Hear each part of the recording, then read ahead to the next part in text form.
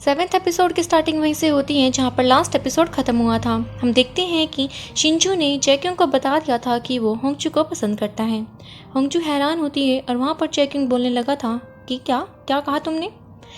शिंजू कहता है क्या मुझे दोबारा कहना होगा। वहाँ पर जैक्योंग कहने लगा था कि तुम ऐसा कैसे कह सकते हो, तुम्हारी तो फियोंसे है, अगर ये बात मेयर तक चली गई तो तुम सोच लो तुम्हारा क्या होगा, मैं उन्हें कंप्लेंट कर दूंगा। जिस पर शिंजू कहने लगा था ये हमारा निजी मामला है, तुम इसमें दखल क्यों दे रहे हो। वहीं पर होंगजू उनका मुंह देख रही थी कि वो दोनों कैसे लड़ रहे हैं। जैक्योंग कहता है कि तुम एक सिविल सर्वेंट को तंग कर रहे हो, मैं क्यों ना बोलूँ। वहाँ पर होंगजू ने अब लड़ने से मना करती है और कहती है कि जैक्योंग मैं तुम्हें समझाती हूँ कि बात क्या है। तो शिंजू कहता है इसे बताकर कोई भी फायदा नहीं है, ये हमें ही पागल समझेगा। अब होंगजू शिंजू को चुप कराती है और जैक्योंग को कहने लगी थी कि मैं तुम्हें सब सच बताती हूँ। जैक्योंग भी मान जाता है। उसके बाद हम उन तीनों को बैठा हुआ देखते हैं जहाँ पर होंगजू जैक्योंग को सच्चाई बता रही थी कि उसने एक मंत्र के स्पेल को गलत कर दिया था जिसके कारण ये सब हो गया है। वहाँ पर जैक्योंग हैरान होता है और कहने लगा था कि तुम ये कह रही हो कि तुम्हारे पास एक मंत्र वाली बुक है और तुमने एक मंत्र को रीड किया जिसके कारण शिंजू तुम्हारे प्यार में पड़ गया और फिर से तुमने एक और मंत्र किया उसको रिवर्स करने के लिए, लेकिन वो गलत हो गया। तुम कौन से जमाने में जी रही हो, तुम इन मंत्रों पे कैसे बिलीव कर सकते हो। मुझे तो यकीन ही नहीं हो रहा है होंगजू कि तुम इसकी बातों में आ गई। और वहाँ पर शिंजो होंगजू के कान में धीरे से बोलता है कि मैंने तो पहले ही कहा था कि ये यकीन नहीं करेगा। फिर वहाँ पर वो होंगजू के हाथ को उठाता है और इशारे से बोल रहा था कि हम दोनों इस पर ट्रस्ट करते हैं। फिर वहाँ पर होंगजू अपना हाथ नीचे कर लेती है। जैक्योंग उन्हें कहता है कि ठीक है, मैं एक शर्त पर ही मानूंगा कि अब तुम एक और मंत्र का जाप करोगे और वो मंत्र अगर काम कर गया तो तुम होंगजू की लाइफ से दूर चले जाओगे। जिस पर शिंजू कहता है कि ठीक है, अगर मंत्र काम कर गया तो तुम भी हमें तंग नहीं करोगे। जैक्योंग कहने लगा था कि वो मैं बाद में बताऊंगा, मैंने अभी सोचा नहीं है। इसके बाद वहाँ पर होंगजू कहने लगी थी कि ठीक है, मैं उस मंत्र को पूरा करने के लिए यहाँ से जा रही हूँ। वो अपने रूम की तरफ चली जाती है और वहाँ पर जैक्योंग अपने रूम में जाने लगा था और जाते जाते शिंजू से कहता है क्या तुम भी अंदर आना चाहते हो। शिंजू मना कर देते हैं और बाहर ही बैठा रहता है। इसके बाद हम होंगजू को उसके रूम में देखते हैं जहाँ पर वो उसी बुक को लेकर बैठी हुई थी और देख रही थी कि अब वो कौन सा मंत्र स्पेल करे। उसे वहाँ पर एक अट्रैक्शन वाला मंत्र दिखता है और वो सोच रही थी कि इसे वो जैक्योंग के लिए प्रयोग करेगी, लेकिन फिर उसे कैंसिल करके वो सुंदर बनने का मंत्र डिसाइड करती है। और वहाँ पर बाहर की तरफ हम देखते हैं कि शिंजो ठंड में कांप रहा था और सोच रहा था कि अब होंगजू कौन सा मंत्र यूज़ करेगी। वो भी सही गैस करता है, वो सोचता है कि वो अट्रैक्शन वाला मंत्र यूज़ करेगी। इतना कहते ही उसे काफ़ी ज़्यादा ठंड लगने लगी थी और वो डोर को नॉक करता है। तो जैक्योंग शिंजू को अपने घर में ले आता है जहाँ पर वो उसे कहने लगा था कि तुम तो कह रहे थे कि तुम बाहर ही बैठने वाले हो। शिंजू कहता है कि मैं तुम्हारे घर की तलाशी लेने के लिए आया हूँ कि यहाँ पर कुछ अजीब तो नहीं है। तभी उसे वहाँ पर एक सीढ़ियाँ दिखती है जो कि सीधा होंगजू के रूम तक जा रही थी। उसे देखकर उसे काफ़ी जेलस फील होता है और वो उसे चेक करने के लिए उसके पास जाता है और देखते हैं कि वो सीढ़ियाँ तो पूरी तरह से तैयार नहीं है, मतलब कि वो होंगजू के रूम तक वहाँ से नहीं जा सकता था। तब उसे राहत की सांस आती है जिस पर जैक्योंग कहने लगा था कि तुम तो काफ़ी भोले हो।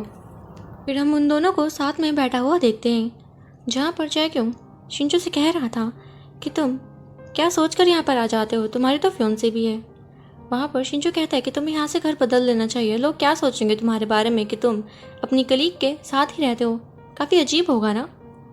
जैक्योंग कहता है कि मेरा तो छोड़ो, मैं तो सिंगल हूँ, मैं तो चांस मार सकता हूँ, और तुम्हारा क्या, तुम्हारे तो फियोंसे हैं, तुम यहाँ पर आओगे लोग तुम्हारे बारे में क्या क्या बातें बनाएंगे।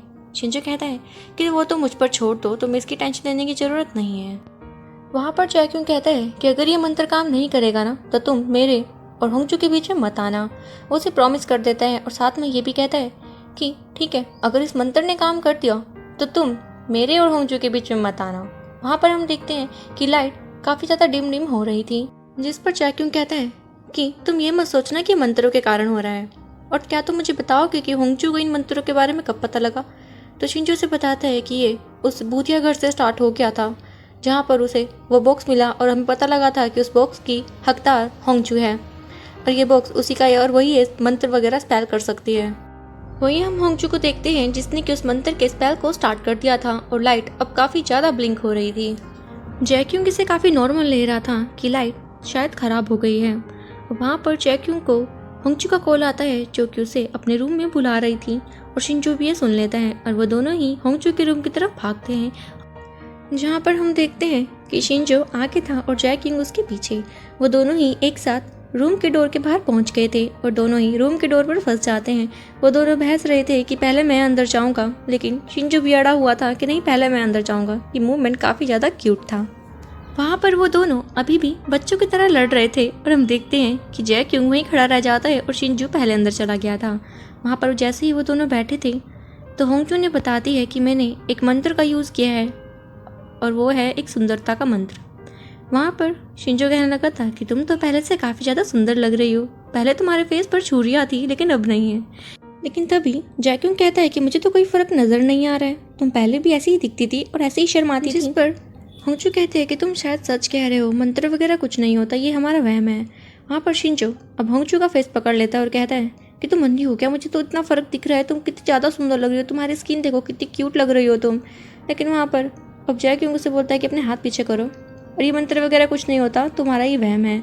वहाँ पर होंगचू कहने लगी थी कि है तुम सच कह रहे हो और शिंजो कहता है कि नहीं ऐसा नहीं है, तुम्हें एक और मंत्र का यूज़ करना होगा। लेकिन अब जैक्यूंग मना कर देता है और वहाँ से शिंजो जाने लगा था।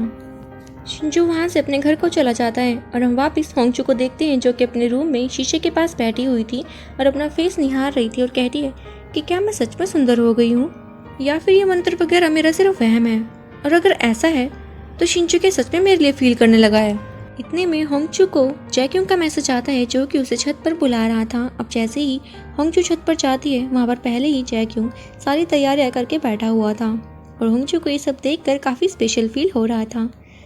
अब जैसे ही वो दोनों साथ में बैठते हैं जैक्यूंग होंगचू से कहने लगा था कि मैं काफ़ी स्पेशल फील कर रहा हूँ कि तुमने मेरे लिए उस प्रेम औषधि का यूज़ किया था।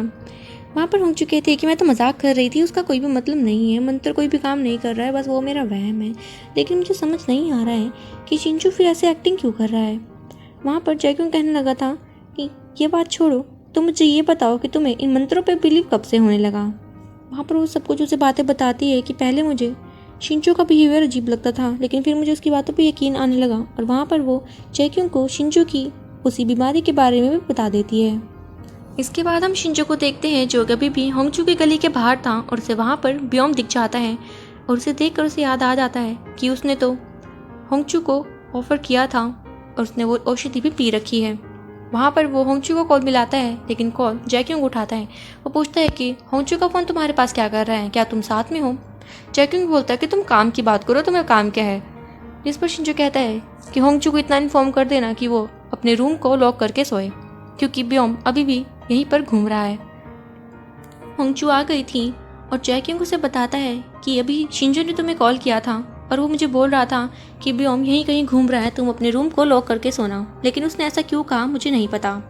वहाँ पर होंगचू से बता देती है कि ब्योम ने भी वो लव औषधि पी ली थी और उसने मुझे भी ऑफर किया था। इसके बाद सीन शिफ्ट करते हैं और हम नेक्स्ट डे मॉर्निंग का देखते हैं जहाँ पर शिंजो अपने डॉक्टर से बातचीत के लिए आया हुआ था और उन्हें अपने पिछले कुछ दिन की बातें बता रहा था कि मेरे साथ काफ़ी अजीब चीज़ें हो रही है, मैं एक लड़की की तरफ खींचता जा रहा हूँ और वो लड़की की बचपन की फ़ोटो मुझे मेरे सपनों में दिख रही है। आप मुझे बताइए कि मेरे साथ ये क्या हो रहा है, क्या मेरे साथ ये मेरी उस बीमारी के कारण हो रहा है। तो डॉक्टर बोलते हैं कि नहीं, ये न्यूरल कंपनी के कारण हो रहा है जिसमें कि इंसान कंफ्यूज हो जाता है कि उसे क्या करना है। इसके बाद सीन शिफ्ट करते हैं और हम शिंजो और जैक्यूंग को साथ में देखते हैं जहाँ पर जैक्यूंग शिंजो को कहता है कि ये सब तुम्हारी बीमारी के कारण हो रहा है।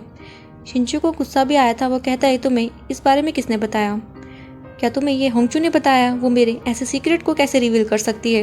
वो वहाँ से जाने लगा था और जैक्यूंग उसे कहता है कि क्या तुम होंगचू से इस बारे में बात करने जा रहे हो, लेकिन तुम मुझसे कहोगे क्या कि अब तक जो तुम कर रहे थे वो नाटक था।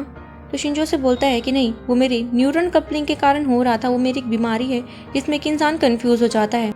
तो जैक्यूंग कहता है कि अब तो तुम सच के बारे में जान चुके हो, इसलिए अब होंगचू से मिलना बंद कर दो और उसके अपार्टमेंट में भी आना कम करो। जिस पर वो कहने लगा था कि तुम तो ऐसे बात कर रहे हो जैसे कि तुम होंगचू के कुछ लगते हो। जैक्यूंग कहता है कि हाँ, अब से मैं होंगचू के साथ ही रहूँगा। यहीं पर हम इस पार्ट को ख़त्म करते हैं। सो फ्रेंड्स, अगर आपको मेरी वीडियोस अच्छी लग रही है तो मेरे चैनल को सब्सक्राइब करना मत भूलिएगा। मिलते हैं इसके नेक्स्ट पार्ट में। Till then take care, good bye.